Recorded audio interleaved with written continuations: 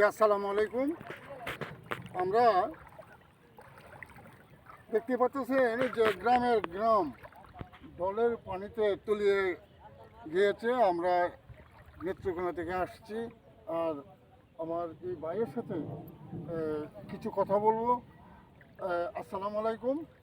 সালাম।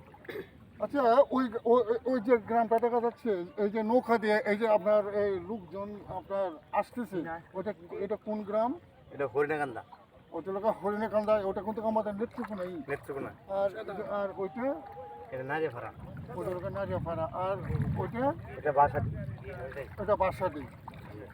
ওটা ওটা হরিণাকান্দা, আর ওটা নাজিরপাড়া।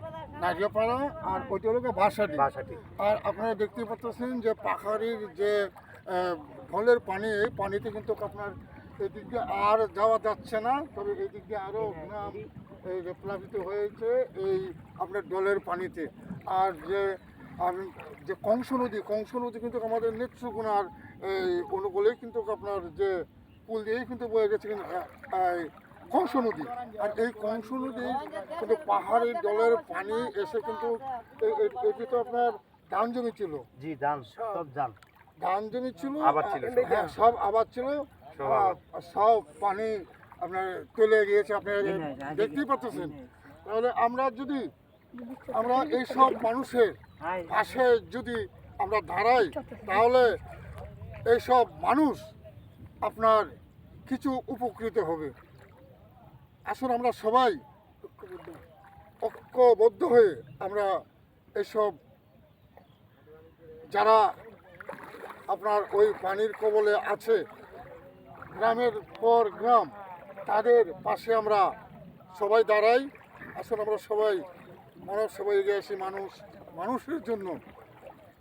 আল্লাহ তাআলা বলছেন যে তুমি যদি অসহায় মানুষদেরকে যদি সাহায্য করো, তাহলে আমি তোমাদেরকে সাহায্য করব। তাদের কিন্তু আপনার এই যে ধান জমি, অন্তত এই ধান জমি এখন আপনার কত ফুট নিচে আছে? অনেকটা নিচে। কত আপনার 10 ফুট পানির 7 ফুট, হ্যাঁ। 10-12 ফুট নিচে আছে। আপনারা শুনতেই পাচ্ছেন যে আপনার 10-12 ফুট পানির নিচে আছে এই ধান জমি। আর আমরা সবাই আমরা ঐক্যবদ্ধ হয়ে এইসব মানুষের পাশে দাঁড়াই। তবে জি জি আলহামদুলিল্লাহ, আমার এই বাইকে পেয়ে কিন্তু আসলে আমাদের খুব সুবিধা হচ্ছে এই গ্রামটি চেনার জন্য। আর আমার সাথে আছে